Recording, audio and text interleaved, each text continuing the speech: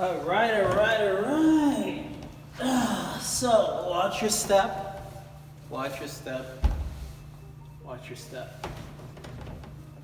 So, this is episode 3. I think the last time we left off, you guys, I told you guys to guess who the next filmmaker would be. And yeah, so who do you think it is? I think some of you sort of figured this out, like you can pretty much guess which filmmaker I'm going to bring up just based on the way that I'm dressed. So if you think about like a New York City director and you think about their style and you look at this style, it just might click for you. So let me take a sip of my beer and I'm going to give you guys like a minute to think about who it is that I'm talking about.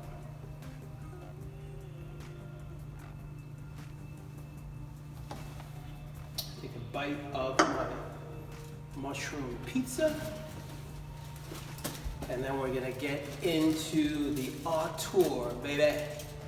The auteur. By the way, let me introduce myself again. My name is Adrian Micheaux. I'm a photographer, videographer, and I am creating this series so I can teach auteur filmmaking at a school, at a university. Some of you kind of know which university I'm talking about, but I'm gonna put these on YouTube so you guys can vote for which filmmaker I should teach. All right, let's get into it. Let me fix the light here, man. Ugh.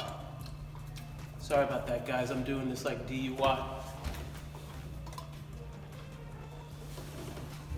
Is that better? Am I in the frame? So anyway, this is episode 3, for my Deutsche Freunds. Die sprechen Sie Deutsch? Nein? I have German friends, I have French friends. I can't even speak French right now, but anyway, for that matter, I can't even speak Creole or Chinese, but anyway, I know I got these fans. It doesn't matter about language, that's why cinema is a visual language, it's a visual communication. And as long as we can put sound and color and light and spatial arrangement, we can tell a story. So those are 4 design elements that I just mentioned, that in the previous videos I only mentioned 3 of them because I couldn't remember the other one.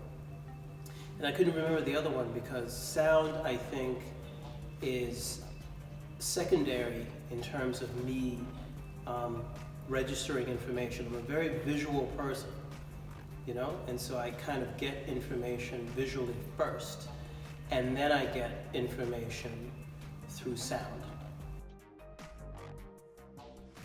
All right, so I'm going to crack one open for Spike Lee, and there's a reason why I'm going to crack one open for Spike Lee. Spike Lee went to NYU, which is Tisch School for the Arts, and so did I. I didn't graduate, but I went. And I gotta say, when I was a freshman touring NYU and going through all the floors at 721 Broadway and seeing all these posters of movies that I'd watched and seen and wanted to be a part of, everyone from the Coen brothers to Jim Jarmusch to Spike Lee to Oliver Stone. I mean, come on, man. I didn't even mention Oliver Stone. So Oliver Stone, Jim Jarmusch, Martin Scorsese, Spike Lee, the Coen brothers. That's like 5 auteurs right there. Right there! And Tom DeCauley isn't even one of them. You know, he's an undercover, you know. So yeah, Spike. Let's talk about Spike, man. Like Spike, 40 Acres and a Mule production company, has done, you know, ads for Nike. And he's directed Michael Jordan, he's directed Eminem. I mean, listen, I'm taking an African-American film culture course with Dahlia Schweitzer. This is a shout out to Dahlia Schweitzer. You know, I'm gonna actually plug you. Dahlia Schweitzer teaches the African American film course at FIT, and I gotta say, like, if you ever want to know about African American film culture and history, that is the course to take.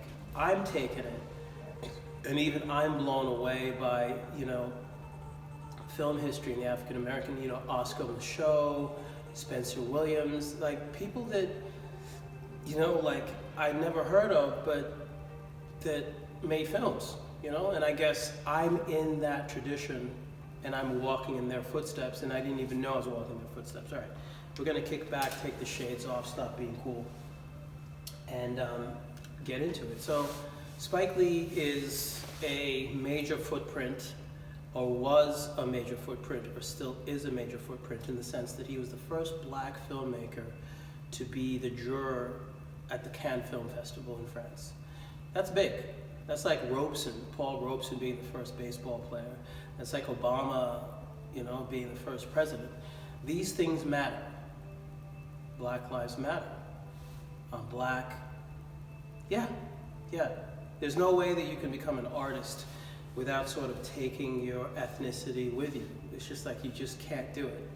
And to be honest, it's like it's not something that I always see first and foremost. But when you walk up and down the street, the first thing that people see is, it's a black dude. But when they get to know you, you become more than that.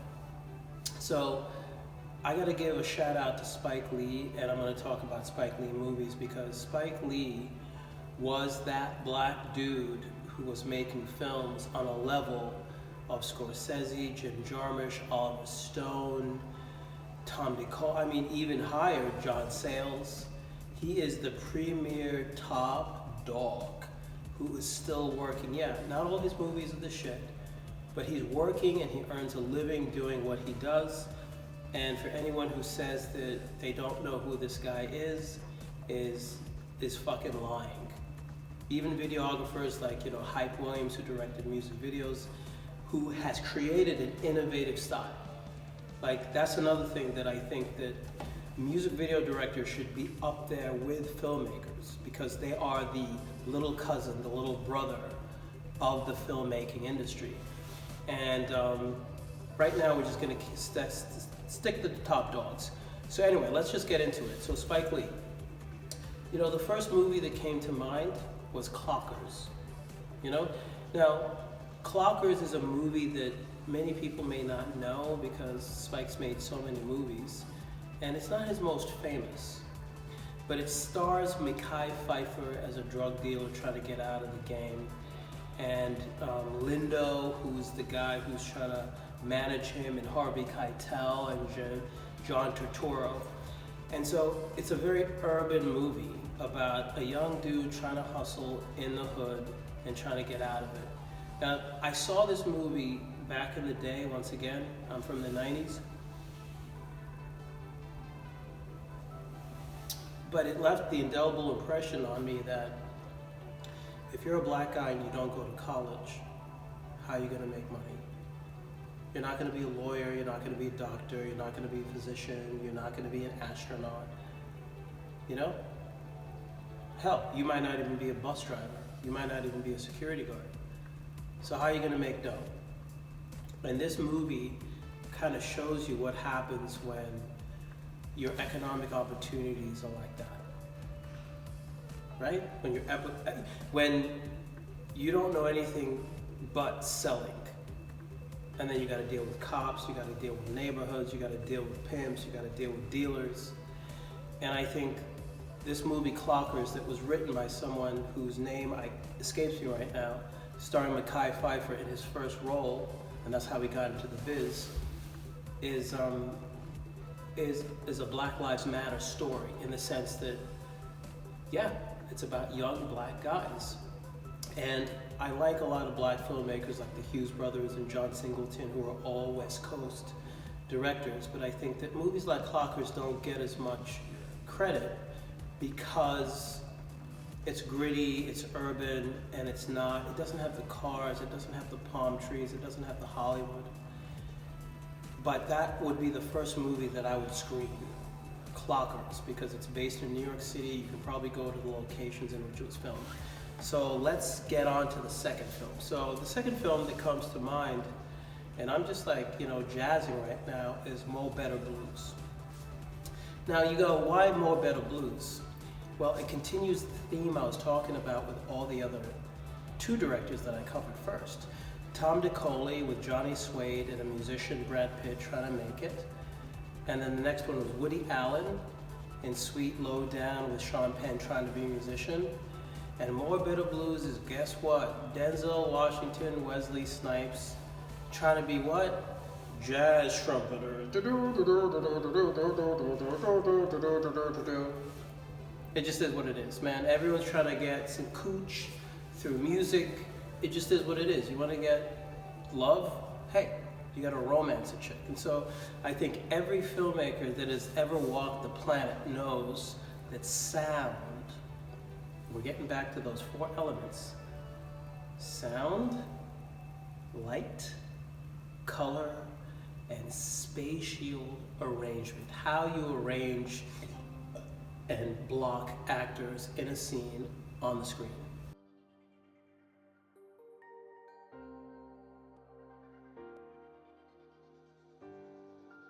Anyway, I digress. Spike Lee, Clockers, Mo' Better Blues. What's the third Spike Lee movie?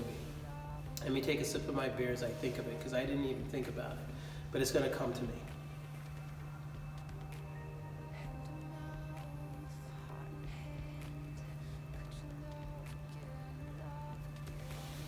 Wow. It's not that I'm drawing a blank, it's just that I'm thinking Jungle Fever. I got jungle fever, I got jungle fever, chillin' by the stoop, yeah, bam, bam, bam. Maybe Spike Lee will just see this video and think, oh my God, Adrian should be Cam. Anyway, this is actually one of these things where it's like, I swear to God, the reason I'm doing this channel, the reason I'm fucking doing this channel, and yeah, I'm gonna swear and I'm gonna cuss, is you gotta watch your step. And by watching your step, if I could ever get Spike Lee, Martin Scorsese, Oliver Stone, the Coen brothers, Tom DeColley, hell, I'm even gonna go East Coast, P.T. Anderson, Quentin Tarantino, Catherine Bigelow, first female to win an Oscar. If I can get those guys to sit on this stoop and talk cinema with me, guys, this is what it's all about. You don't make channels like this just to make the cheddar. You make channels like this to talk to filmmakers. If I could get Catherine Bigelow, Spike Lee, Coen brothers, Martin Scorsese, and I gotta go a little younger with the directors because those guys are getting old, they might not wanna hang out on the stoop. But Hype Williams, you gotta wanna hang out on the stoop, bro, because you made hood classics. Hughes brothers, I know one of you is in Prague, but if you could sit on a stoop like this and talk to me about cinema, I'm not talking about that remote experience where we Skype with each other. Nah, nigga, I need you on this stoop with a beer, with some pizza, and we're gonna build this out. Look at this. This is coming from an exhibit about hip hop. And look at all these tags. This is information. This is telling you that there is demand, and I mean demand, for people to interact. Anyway, I digress.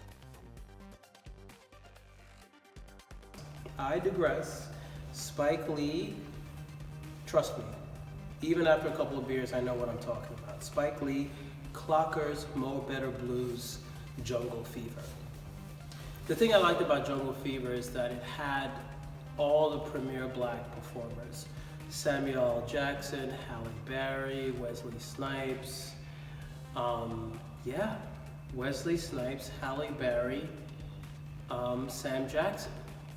And there's another component to this that I have to give a shout out to.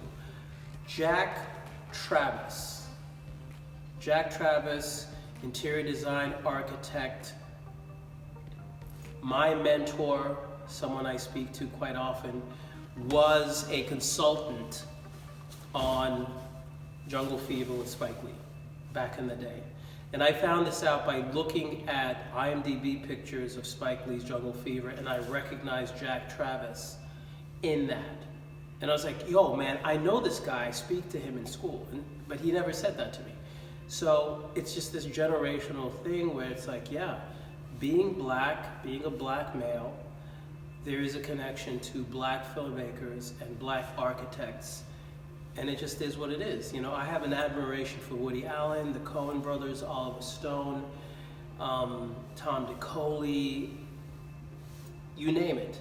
But I have to agree that there's certain themes and certain directors that have narratives and stories that are going to speak to a sort of identity that is very specific to being young, black, male in the United States.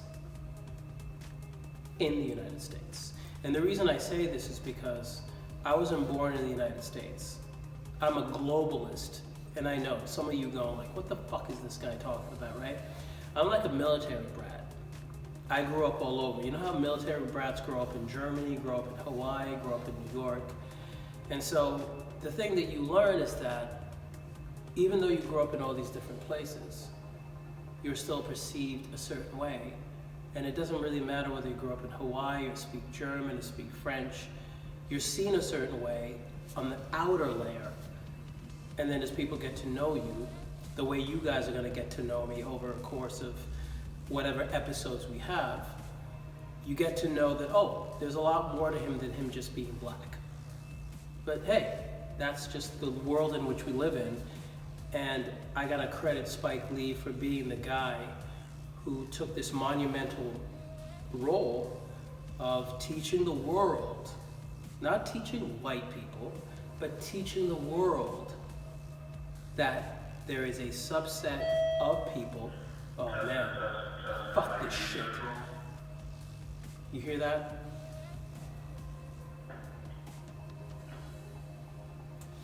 It's basically saying I've been talking too much. Anyway, Spike Lee, Clockers, More Better Blues, Jungle Fever. I think I've spoken enough.